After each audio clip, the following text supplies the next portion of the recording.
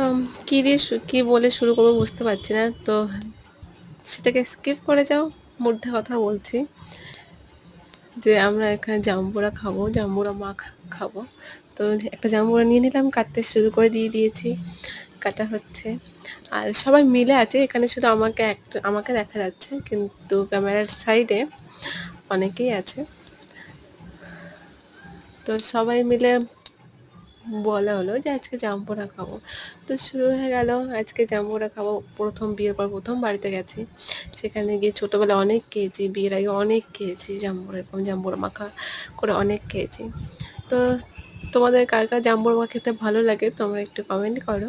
আমার তো খুব বেশি ভালো লাগে, আমাকে এরকম খাবার খেতে খুব ভালো লাগে। জাম্বুরা মাখা হবে বা পেয়ারা মাখা হবে, সেগুলো খেতে আমার অনেক বেশি ভালো লাগে। তো যাই হোক, কথা বলতে বলতে জাম্বুরাটা পরিষ্কার করা হয়ে গেল, ছোলা হয়ে গেল। তো এখন হচ্ছে ওটাকে বিচিগুলো ফেলে ফেলে শুরু করছি আবার সেই জাম্বুরা মাখার শেষের দিকে। আস্তে আস্তে চলে যাচ্ছে জাম্বুরা মাখা শেষের দিকে। প্রথম স্টেপ শেষ, সেকেন্ড স্টেপ শুরু হয়ে যাচ্ছে। তো যাই হোক, তোমরা সবাই কমেন্ট করো তোমরা কি বলো, এই ফলটাকে তোমরা কে কি নামে বলো। আমরা তো আমাদের ভাষায় বা আমাদের আঞ্চলিক ভাষা, আমাদের গ্রামের ভাষায় আমরা এটাকে জাম্বুরা বলি।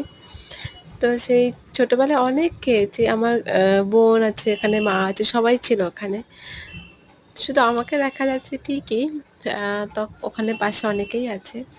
সবার সঙ্গে মিলে সেই হইচই করে যে কিছু মেখে খাওয়া বা একসঙ্গে সবাই মিলে খাওয়া, সেটা আনন্দটাই আলাদা।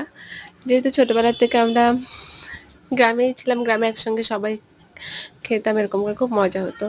তো যাই হোক, জাম্বুরা ওটা হয়ে গেছে, পরিষ্কার করা হয়ে গেছে। তো সেখানে দিয়ে দিয়েছি আমের আচার, আর মায়ের হাতে বানানো আমের আচার। তারপর দিয়ে দিলাম বিট নুন, তারপর লঙ্কা।